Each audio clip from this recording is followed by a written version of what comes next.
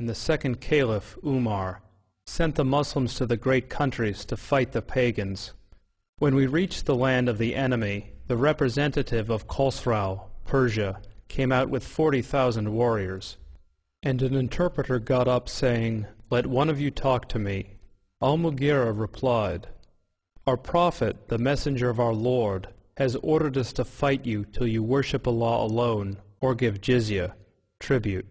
And our Prophet has informed us that our Lord says, 'Whoever amongst us is killed, martyred, shall go to paradise to lead such a luxurious life as he has never seen, and whoever amongst us remains alive shall become your master.'" There have been, in fact, two big waves of jihad.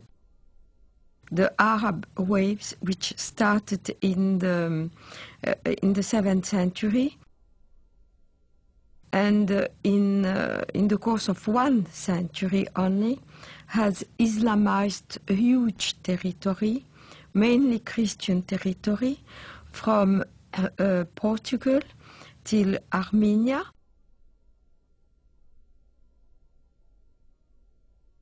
but also Islamized Persia, which was not Christian, mainly Zoroastrian, except for Iraq, which was mainly Christian in the north and Jewish and Christian in the south. The second wave of Islamization started in the 11th century with the Turkish tribes. So all these regions of Eastern Europe, Greece, Anatolia, which is now Turkey, but was the seat of the Christian Byzantine Empire, and Serbia, Bulgaria, Romania were integrated into the Dar el-Islam, which is the land of Islam. So all the countries around the Mediterranean, which once have been Christian, became the Islamic Empire. This Turkish wave lasted from the 11th century till the 17th century, where the Turkish army were stopped at the gate of Vienna in 1683.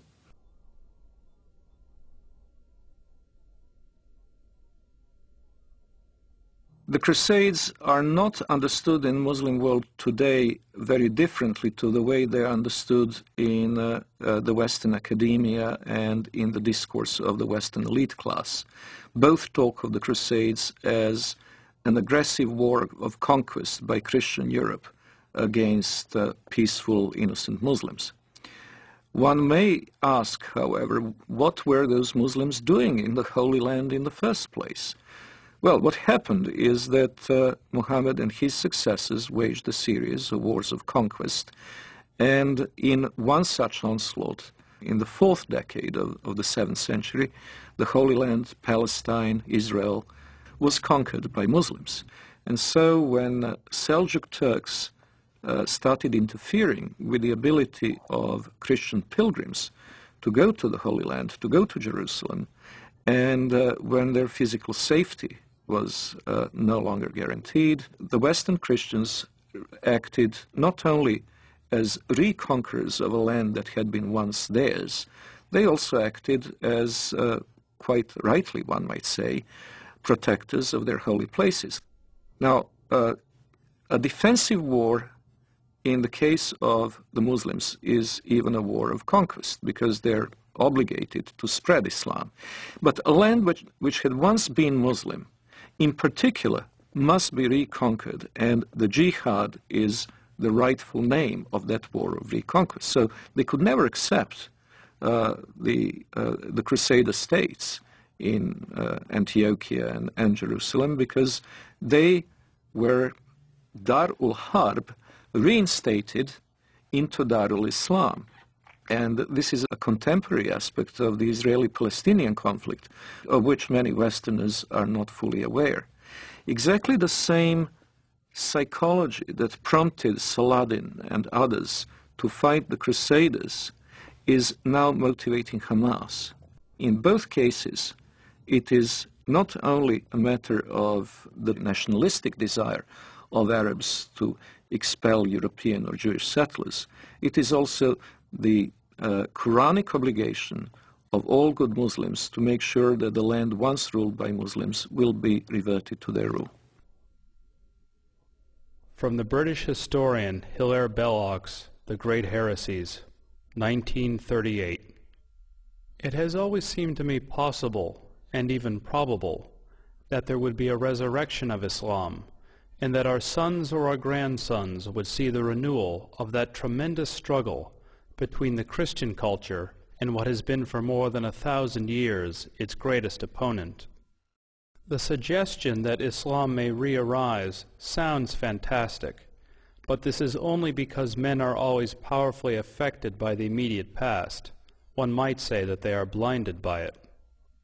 But not so very long ago, less than 100 years before the Declaration of Independence, Vienna was almost taken, and only saved by the Christian army under the command of the King of Poland, on a date that ought to be among the most famous in history, September 11th, 1683.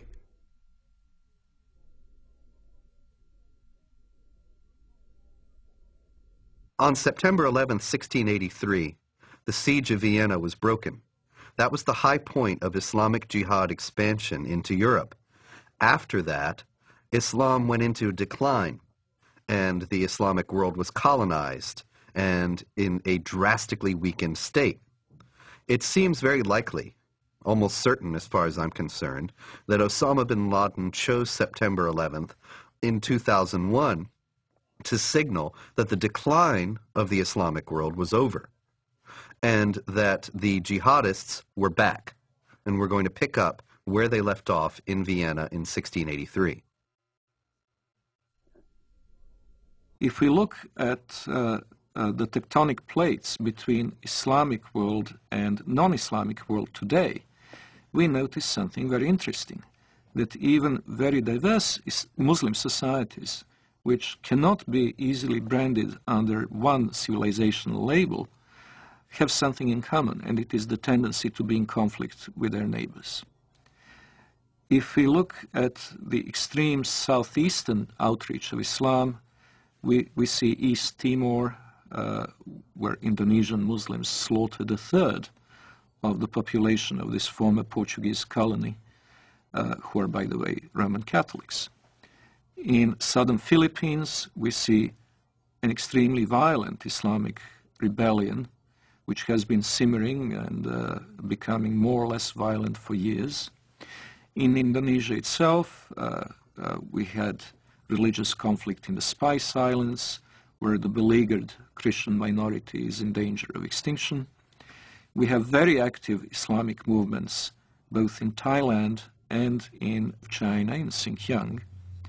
In the Indian subcontinent, the history is tragic indeed. That's where the Holocaust, the Hindu Holocaust, took place in medieval times, a little-known episode in the history of Islam in the Western world, but the one that left a deep traumatic mark on the people of the region, and where the conflict is still latently present in the province of Kashmir.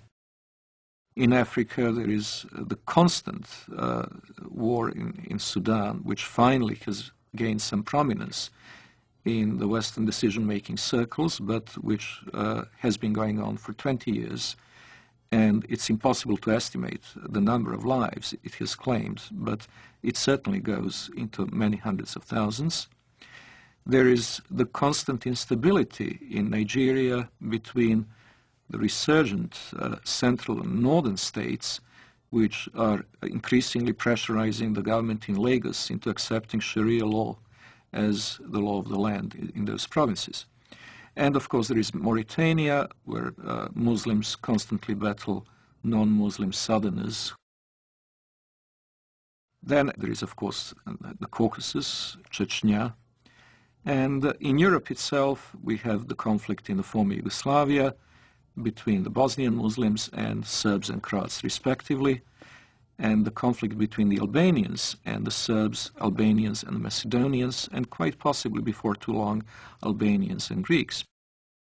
So if we eliminate these conflicts, if we eliminate from the equation Chechnya, the Balkans, Sudan, the world is a pretty peaceful place.